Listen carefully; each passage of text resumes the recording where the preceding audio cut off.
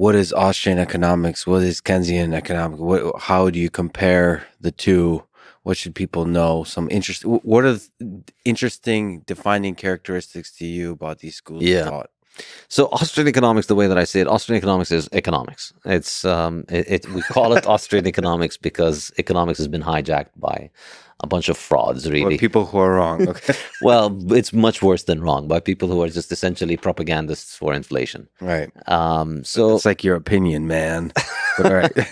Yeah, well, that's also like your opinion, man. Yeah, but you asked. That's true. Well, I also talked to Paul Krugman on this podcast, so he's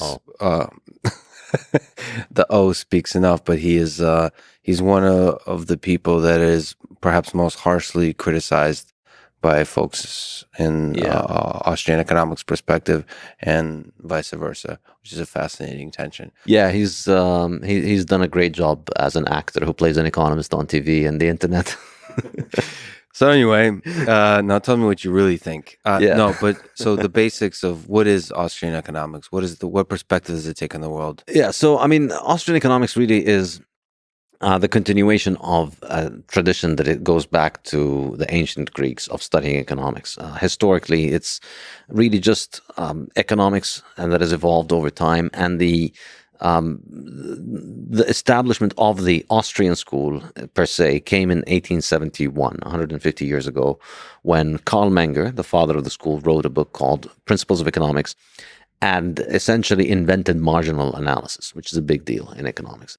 Marginal analysis is the idea that in economics, individuals carry out decisions at the margin, that it's when you make a choice, you're not making it. For instance, if you're making a choice between what should I spend my money on, you're not making a choice whether it is this thing is object A or B, which one is more valuable for me in general, which one is more valuable for me for the rest of my life.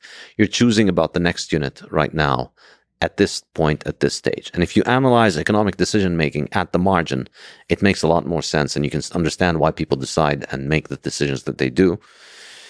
Whereas if you don't apply marginal analysis, things don't make sense. The key thing that marginal analysis helps us solve is what is called the water diamond paradox. So you will die without water. We all need water, and yet water is dirt cheap. Whereas diamonds are extremely superfluous. Nobody needs them. Nobody's going to live or die because they have a diamond, and yet they're extremely expensive. So why is it that as human beings we pay maybe, say, $1 a liter for water, whereas we pay thousands of dollars for a few grams of diamonds? Why is this the case? Do we value water less than diamond? And the answer is no. But at the margin, where we are right now, you live in a place where water is very abundant, because cities are only built in places where water is abundant.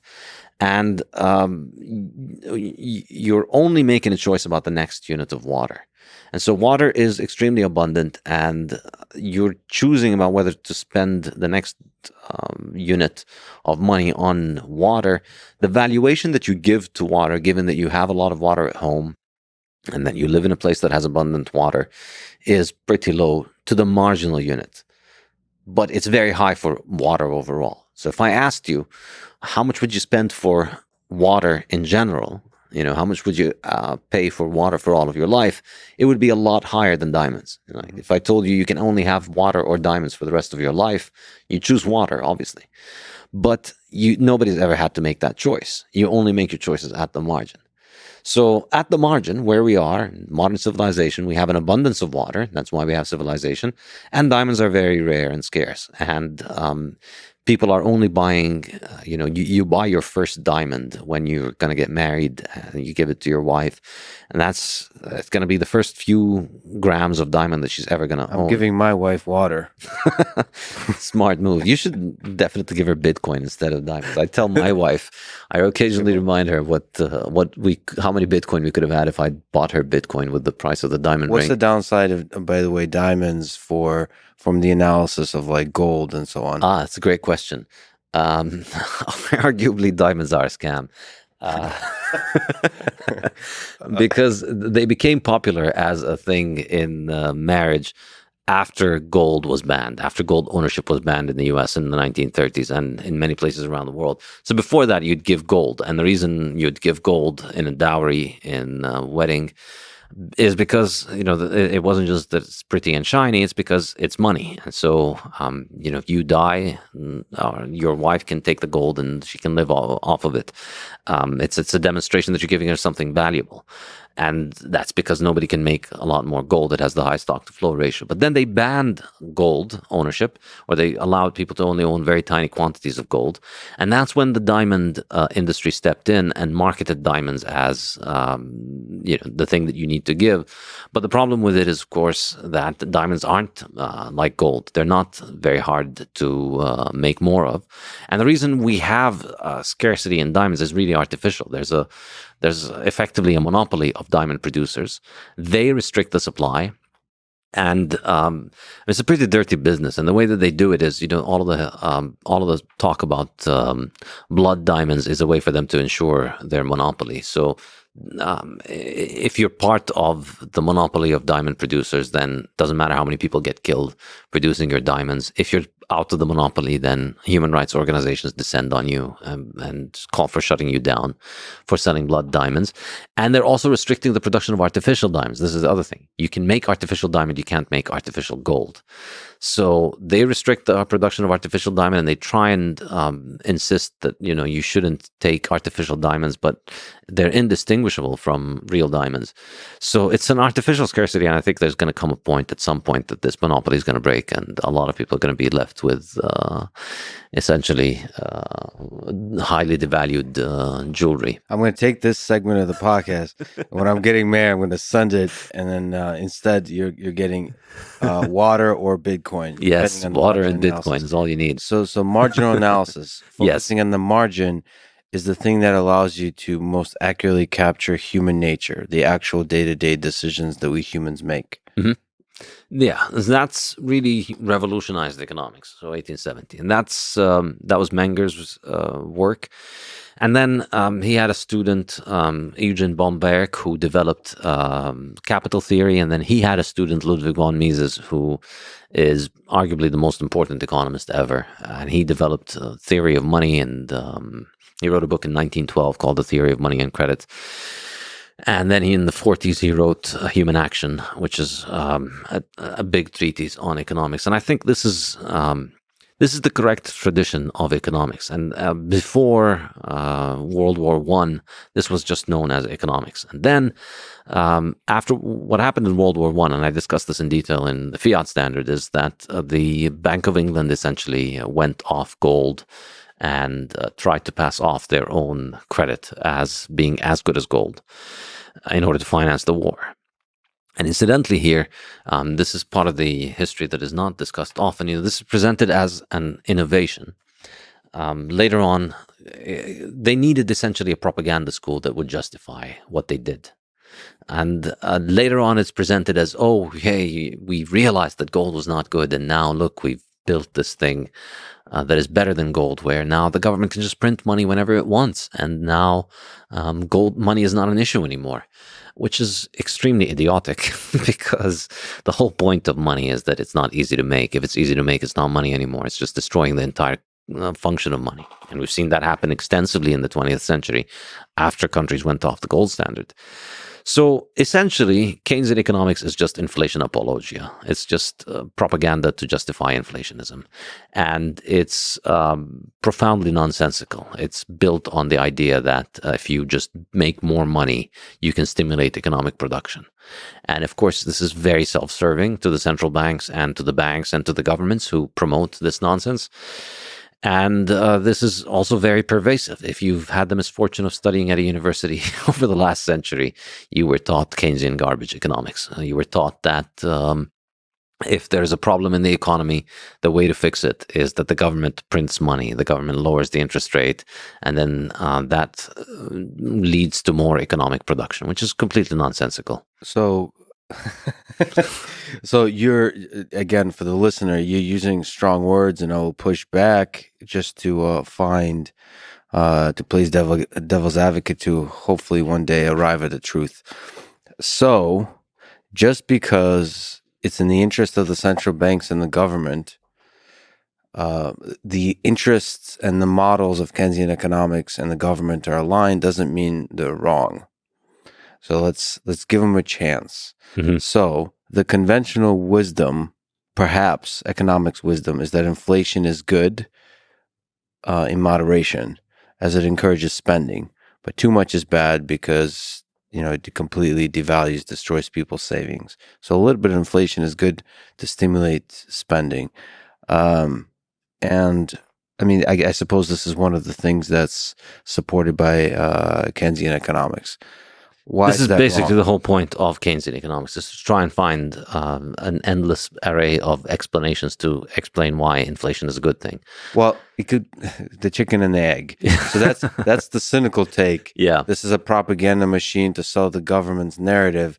The less cynical take is there's a bunch of economists who are Who figured out this thing, and it happens to be good for banks and governments. And just because exactly, it's good for them doesn't mean. and it justifies the existence of government. And your basic, I don't think it's your basic assumption, but a foundational principle of your thought is that a lot of government is not a good thing. Your first gut instinct, government bad.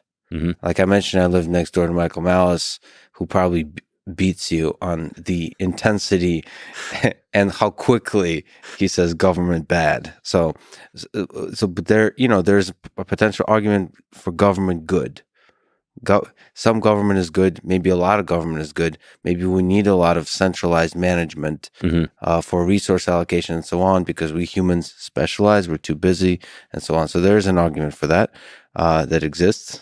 You probably disagree with any possible argument in that side. But anyway, so why is that idea of Keynesian economics wrong? I'm going to focus for this on the money idea, the idea that a little bit of inflation is good. The idea here, I mean, the criticism is that without inflation, people wouldn't spend, and then the economy would come to a grinding halt. Yes. And that's nonsensical, because people spend not because they want to keep this magical monster called the economy going. People spend because they need to consume, because, that's how we live. That's how we survive. You need to eat, you need shelter, you need clothes to keep you warm. And as technology advances, the capabilities of the things that we can do with our time increases, and so we want to buy more things.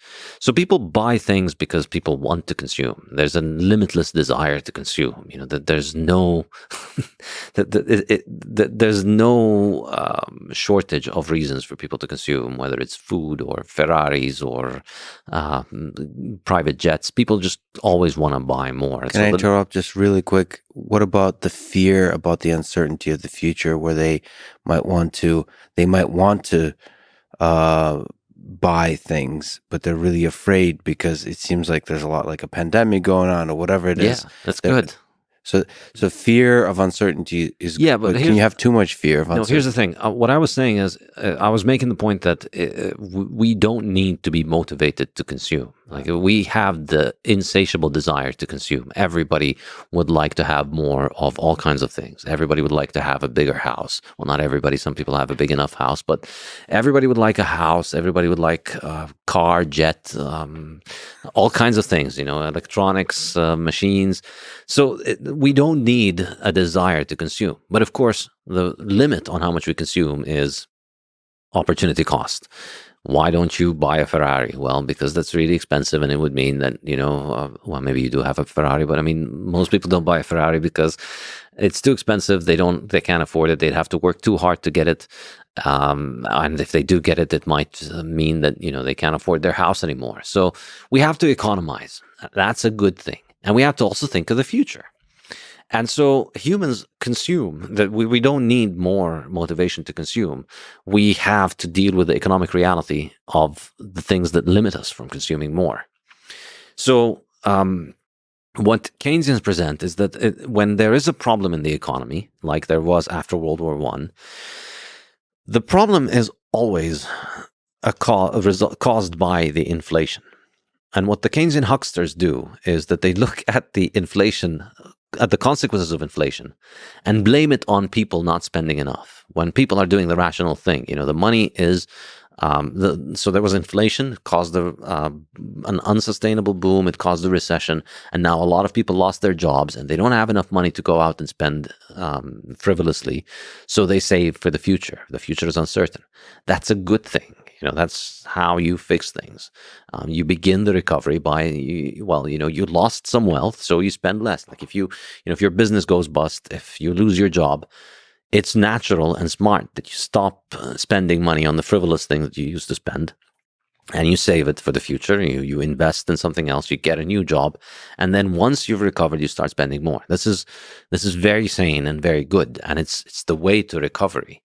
But essentially, the Keynesians have used this as a justification for more inflation, because inflation is an addiction. Once the government gets down the path of spending money to solve its problems, then every problem looks like it can be solved by more inflation. And so this is where Keynesian economics comes in. And of course, the Keynesian economics is based on the work of Keynes, which came in the 1930s.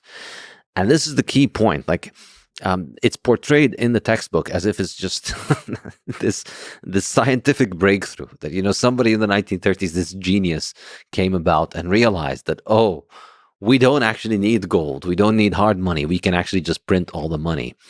And in reality, of course, it was just the very thin, flimsy, idiotic justification for what governments were already doing for 20 years. They'd already gone off the gold standard.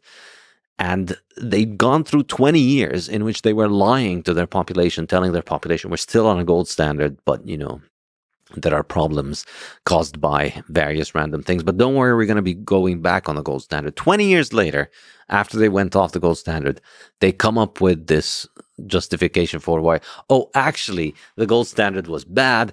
And this is the really pernicious thing about it, is the problems that were caused by us going off the gold standard were caused by the gold standard, and we're going to fix them by going off the gold standard even more.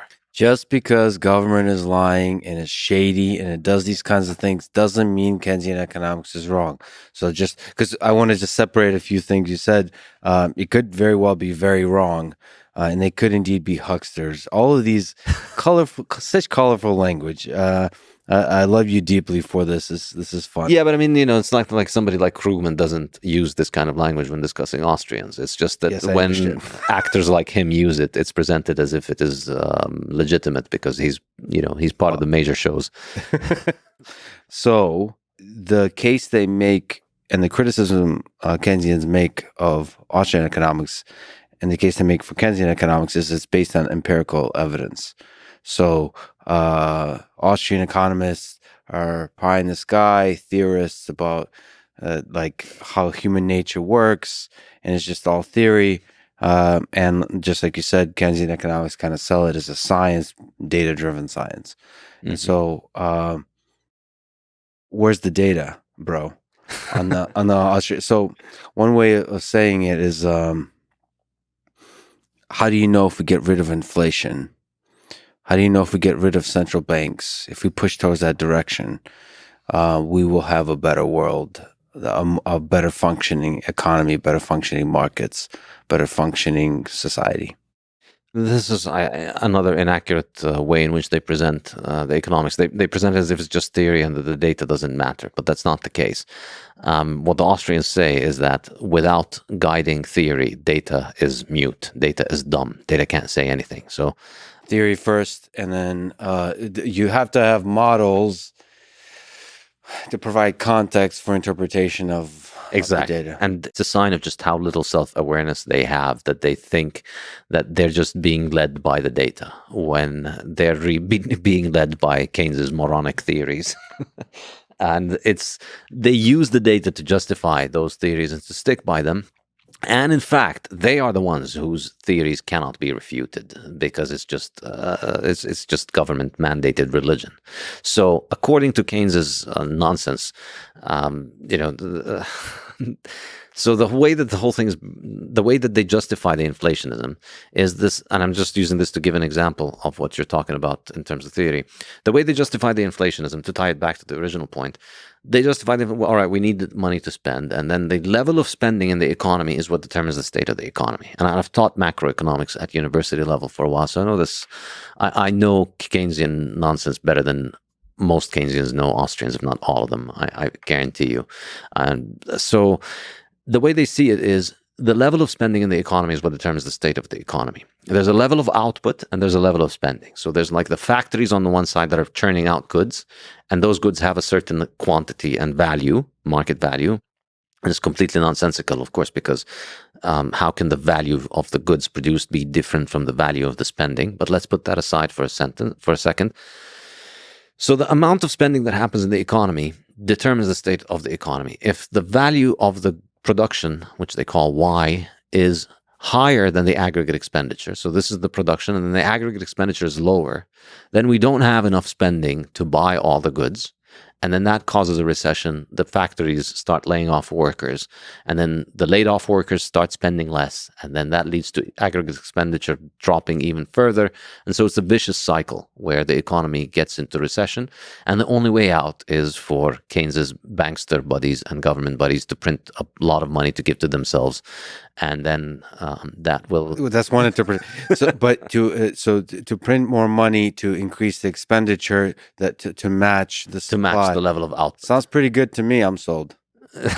All right. But even though you're saying huckster, so yes, I just, the way I love you very much, but like just for people who are listening, I think I love the way you talk, and it's great, and keep doing it. But just for context, like, I don't know anything that involves human nature deserves this level of certainty. At least my position is that we don't know what the hell we're doing on basically anything. And perhaps, but and like, there's a lot, like, certainty can get us in trouble, is my worry. I don't know much about economics. I don't even know, financial systems, monetary systems. But I just seen us get in trouble with human psychology. Certainty of ideologies in general. You mentioned Marxism and so on. I came from the Soviet Union. There's a lot of people that are very certain throughout the history of the 20th century that communism is the utopia that humanity should strive for. So I'm nervous around certainty. I could be wrong, but you asked me for my opinion. Yes. Sorry. So it's that little bit of a caveat. So to go back to the idea, then on the other hand, you have the level of, if the other situation is when the level of spending is higher than the amount of aggregate output. Yes. In that situation, you have too much spending, so therefore what ends up happening is inflation. So according to the Keynesian worldview, this is really important because this is a way that I'm going to get to your point about empirical data and to show you why they're not correct. Yeah, they're not correct about what they say about empirical data. So then what this means is that there's a level of output and there's a level of aggregate expenditure. The aggregate expenditure can either be higher or lower than the output or equal to it. If it's higher, we get inflation. If it's lower, we get recessions. Okay? Mm-hmm. So is there any universe in this model? Is there any potential universe in which you can have both inflation and a recession? According to the Keynesian model, you can't, right? Because aggregate expenditure cannot be both higher and lower than output.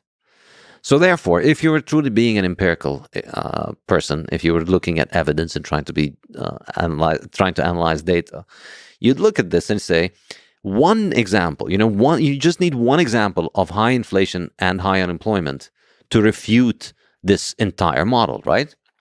And of course, the world is full of examples of high inflation and high unemployment. And that's what happened in the 19th. And of course, they ignored it when it happens in poor countries because, poor countries don't really matter. But then in the 1970s, that happened in the US and in the Western economies, in the most advanced industrial economies. So historically, before then, you had all these Keynesian central bankers talking about this model and saying, well, aggregate expenditure is too low now. And that's why we have unemployment, so we need to print more money. And then they print more money, inflation goes up, but also unemployment goes up. because this model is broken. That's not how the world works. That's not the level of aggregate spending in the economy is not a lever with which you can control inflation and unemployment. So what would a scientist do? What would a non-huckster do in this case? Admit the theory is wrong and find another way to reformulate it. Have the Keynesians done that? No. Still the same garbage in the textbook that is being taught until today. So is it possible to have a non-Keynesian model, but one that still supports moderate amount of inflation is good for the economy? I mean, since the 1970s, since this has happened, yeah, this is what basically most Fiat economists, as I like to call them, essentially anybody at a university financed by governments, which is financed by central banks, which is financed by we'll Fiat. talk about that. Yes. The effect of fiat money on our life, as you write about in your book, Fiat Standard. One of them is education. I'm sure we'll disagree there too. I'm not smart enough to disagree, but I'll disagree anyway. So yeah, so a whole bunch of other models came up, but basically it's such an example of motivated reasoning. Like anybody who's got a familiarity with the scientific method or who's got an engineering background who comes into economics immediately has a lot of red flags. And I remember when I used to teach macroeconomics, I used to teach, introductory macroeconomics, and it's a course that would be taken by econ majors as well as engineers. A lot of engineers would take it as an elective. And every time I'd explain and I would just teach, the Keynesian basic stuff. And every time I'd explain it, there's always that smart engineering kid who just looks at me and says, "Sir, this doesn't make any sense because this and this and that." And I'm always like, you get it. Exactly. You're correct. Because if you have any kind of shred of scientific thinking, you see that this is all motivated reasoning. Like the answer is government needs to print money. And here's a whole bunch of models brought up by people for why government printing money is good. And the reason they're coming up to this conclusion is that you only get funded if you come up with this conclusion. If you come up with a conclusion that we need to shut down the central bank, you don't get funded by the central bank. You don't get published in the journals. You don't get a job at the prestigious universities. You don't get quoted by fiat publications like the New York Times and CNN. They don't invite you on as an expert. Well, that's a fundamental flaw with a lot of institutions we have today, and throughout human history. Let me zoom out for just a second to the big question. What is economics in general? What's the goal? You said there's a bunch of models. Is any economist basically trying to throw a bunch of models about human behavior on the table and try to generalize it to the global scale? So both dance between micro and macro somehow in order to determine public policy and explain the past, predict the future, prescribe policies that can control the future, those kinds of things. This is the big, basic, ridiculous question of what is economics. Economics is the study, the way the Austrians define it, is the study of how humans make choices under the condition of scarcity. And we begin with the starting point of economics as the fact that scarcity exists. And why does scarcity exist? Well, because it's easier to want things than it is to make them. It's much easier to want a Ferrari than it is to make one.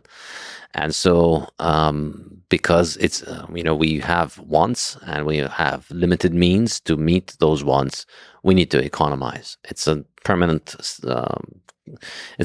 marker of the human condition. We are always economizing at all times. And so how people make those decisions under the conditions of scarcity is what economists study. So to go back to your point on empiricism in Austrian school, so it isn't that the Austrians don't believe in data. On the contrary, it's that theory has to inform data.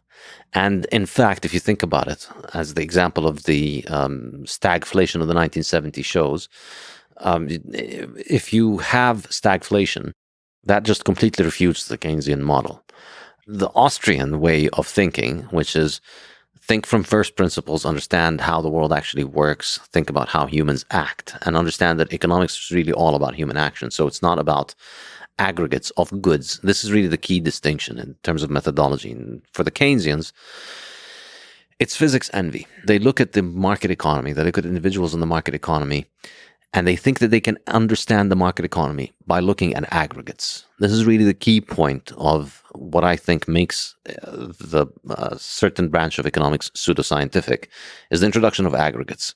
When you introduce those aggregates, how much production takes place, how many people are unemployed, the percentage of the inflation rate, and then you think that you can establish scientific relationship between those aggregates. It's purely physics envy. You know, in physics, for instance, or in chemistry, you put, let's say, a container contains a gas, and you have the ideal gas law, PV equals to nRT. Calculate the pressure, calculate the volume, and then and the temperature.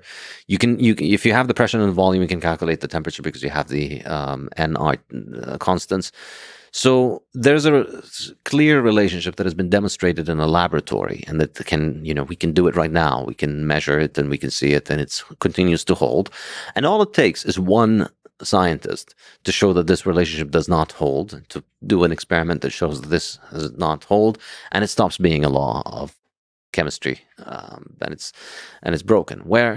Whereas in economics, what they've done is they've copied the superficial shape of this without any of the scientific rigor that was used to build it. There's no experiments. You can't experiment on economies. We don't have the ability to establish laws, and all the laws that we establish are just models that get people published and get them on the media to say, my model says we need to print more money, but it's never subject to actual scientific scrutiny. If it were, they would all be rejected in 15 minutes because the world is full of examples that contradict them. Was it possible to do scientific scrutiny when it's human nature, when there's a nearly infinite number of variables and you can't control them? So what's the best thing you could possibly do? You do thought experiments. But the problem with thought experiments, Freud thinks everybody wants to have sex with their mother. Is he right? That's the problem with Freud. I don't know. Maybe he's right. Well, obviously, I'm joking on that front, but Freud is probably another Keynes. Well, no, I think there's power to the thought experiment. Just like Einstein, a lot of general relativity, special relativity, that's a thought experiment. It originates in a thought experiment. Now, is it true? Nice thing about physics, you can eventually have experimental validation. The downside of economics is you really can't have definitive experimental scientific rigor of validation of a theory. So a thought experiment is just a thought experiment using your intuition. It's the power of reasoning together about human nature. And that's why economics cannot make the claims that physics can make. So with physics, you can predict that if you get this gas at this pressure, at this volume, the temperature will be that much. And you can make that prediction and test it 1,000,000 times, and you'll always get the precisely correct answer. With economics, we can't make quantitative predictions. On Twitter and even today, you're very certain about the statements you're making. Do you? Yeah, but I don't make quantitatively certain statements. That's the thing. In economics, we don't make quantitative predictions. We cannot do that because we don't have experiments. But we can understand how the world actually works with humility. This is really the key difference, that the Keynesians think they just want to copy the methods of physics, and then that's just, going to give them the certainty of the results of physics, which is like me saying, I'm just going to put a red blanket on my back and jump from the 4th floor because I'm Superman. Well, it's not the red blanket that's going to make me Superman. There's a lot more to it. So humility manifests itself in economics as the belief in a free market. Meaning, I can't do centralized control on this thing. We're going to minimize the friction of the free exchange of goods. So Austrian economics puts priority in the market. Yes, and you could arrive at it through two paths. The more practical path, which most scientific-minded people arrive at. I came from an engineering background, so I initially had this idea that what is lacking in economics is mathematicization. We need to have better math models. We need to get all of those tools from engineering, apply them to economics, and then we'll be able to plan the world economy and make it work better. And then you start actually trying to solve problems, trying to actually calculate them, and you realize nobody can have that ability, because the difference ultimately comes down to the fact we can't have experiments. And the reason we can't have experiments is that you can experiment on particles of a gas. You can't experiment on human beings, on entire economies. And because particles of a gas are just dumb matter. And so, you kick matter in a certain way, you can calculate exactly how much is going to fly. Human beings are much more complex. They have a will inside them. And this is really This is the humility to understand that you are a human being and other people are also human beings just like you, and that every person wakes up every morning and they have a million things in their mind, a million things they care about, a million things they want to do, and you will never be able to make the decisions for somebody else, let alone for millions of other people. So this is one path by which you arrive at the conclusion that free markets are better, because you realize that all of the people that think that they can centrally plan markets can't actually do that, and that there's really nothing scientific about them except essentially the rituals they ape of the scientific process.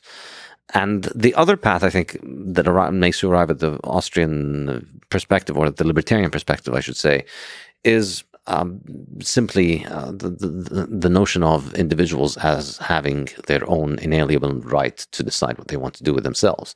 If you, the only way that you can give yourself the idea that you get to be planner is ultimately you think you're better than other people. You think your choice, your judgment overrides mine.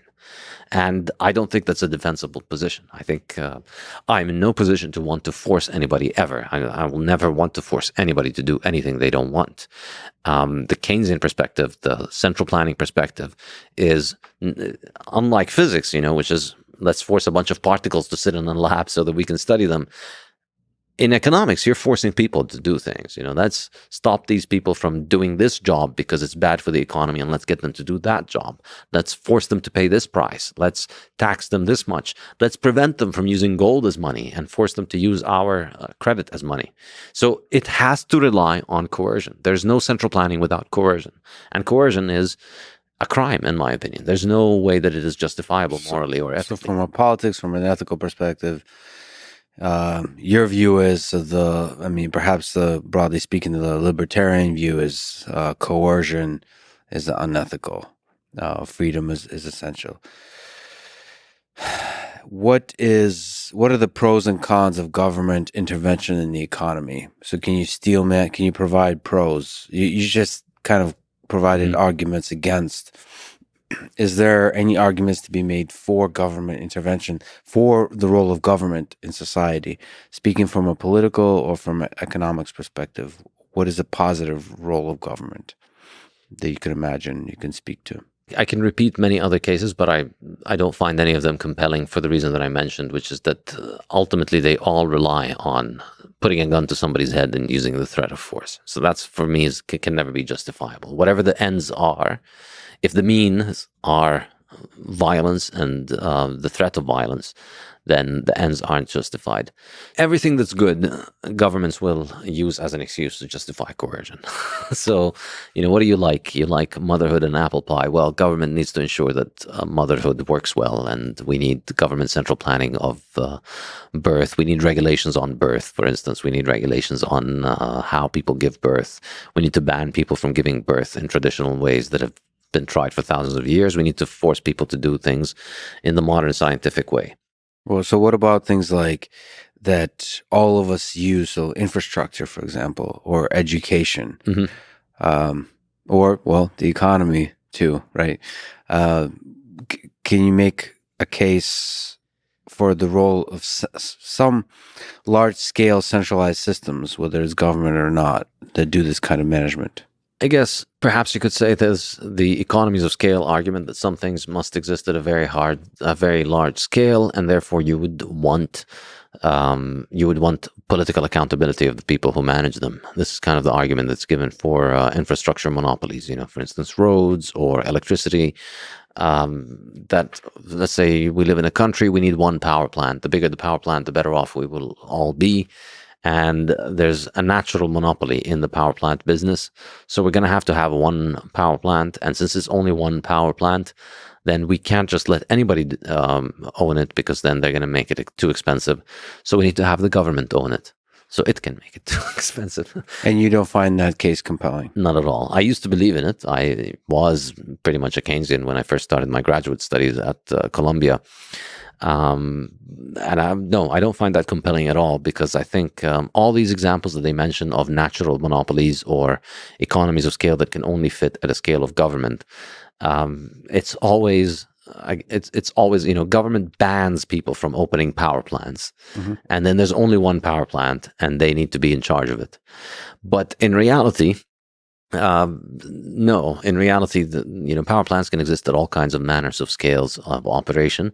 And yes, of course, there are benefits to centralization in power plants in particular, because there's efficiency in generation. One big power plant is more efficient than 10 equivalent smaller power plants. But there's also inefficiencies in centralization, because the more centralized and the bigger the plant is, the further away a lot of the population is going to be, so you're going to be losing a lot of the electricity and transmission. And you believe the free market is best in managing that dance, that balance of how much centralization. Exactly. And if we do end up in a situation where there's one power plant for an area, then if the market ends up centralizing all of it into one power plant, I don't see that as a problem. There are places, there's a small town with only one barber shop. Is that a catastrophe? No, because they don't need two barbershops. Now, if that barbershop started to take advantage of people, started to charge higher price, well, then that's just an opportunity for others to step in and put them in their place. And that's the same thing with power plants. It's the same thing with everything. Ultimately, I think the key thing is this. From the central planning perspective, they'll present you the problem as it is, and they'll tell you, well, this is bad, so the fix, and what we can do is better. So let's stop what's bad and do what is better. Two problems here. Usually the reason that the thing is bad in the first place is because it is a government monopoly, is because of government intervention.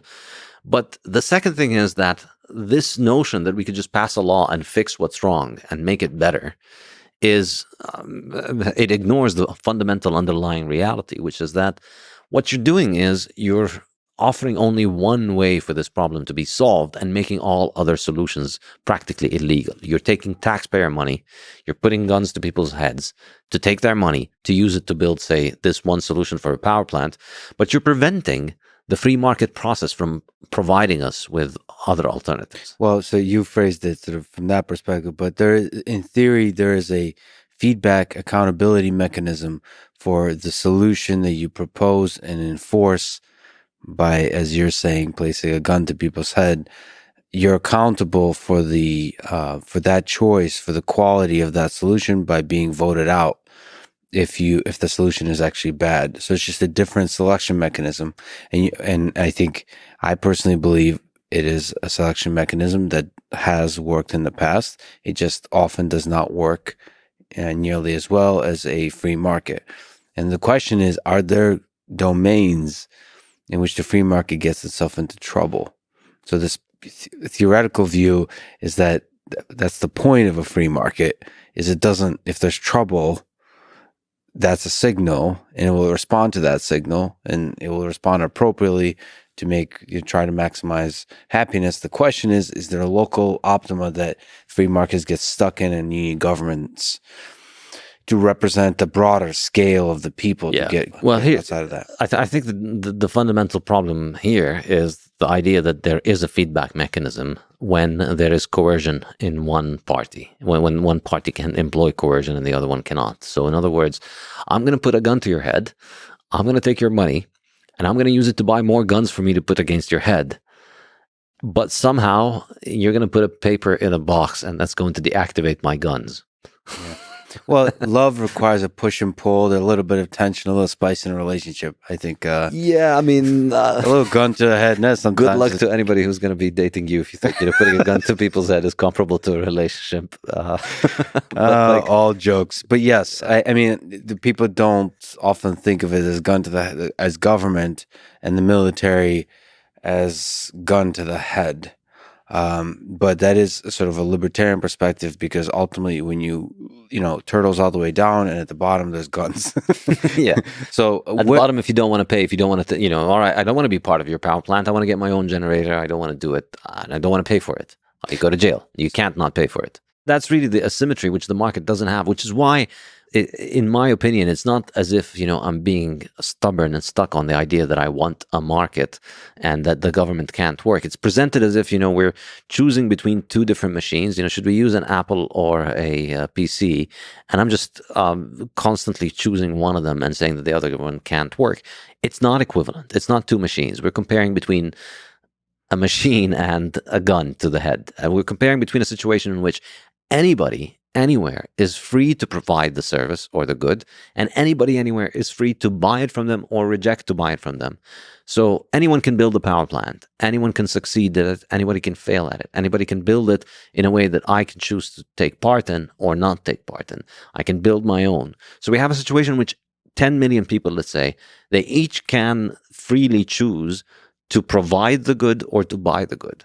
That cannot be considered an alternative on an equal footing to a situation where one person or one entity gets to decide for everybody, and those who disagree go to jail. So the problem is that the alternative to governments is other large successful entities that have humans in them, and human nature is such that there's corruption, manipulation, and so on. I think free market depends on the honest communication of information as widely as possible so people can make great rational decisions. But sort of my fear is that, like, to propose is that in general there's manipulation, whether it's government, whether it's companies. They're going to manipulate, they're going to try to do propaganda, they're going to try to manipulate you, deceive you, shut down competition by playing games, human games of different kinds. And sometimes even meaning well. It's not like everybody thinks they're doing good and they're actually doing evil. So how do we prevent the worst of human nature coming out in a free market as well?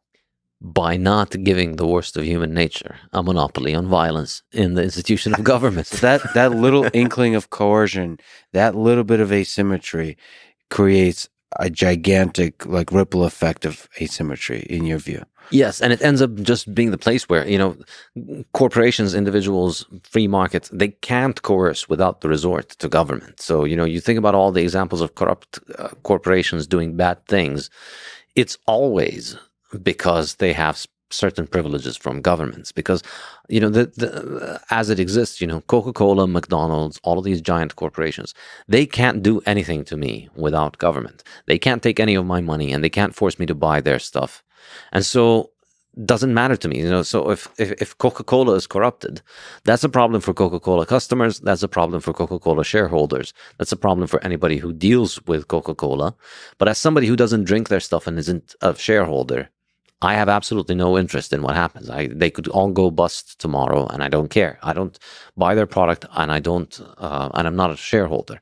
So in this situation where you choose to voluntarily associate with people, and you only give your money to people you want to voluntarily give the money to, so you either buy their product or invest in their production, in that situation, the only way that a company can get my money is if they build a product that they that I value, or if they convince me that they are going to use it in a way that's profitable. And I may be wrong. I may invest in a company that fails, or I may invest in a company that turns out to be fraudulent, but that's my fault, and it's my fault that I gave them my money and then it turned out to be scoundrels. But it's a totally different problem when we make it mandatory. It's violence. It's a crime to put a gun to my head and force me to subsidize companies and force me to come at certain conclusions.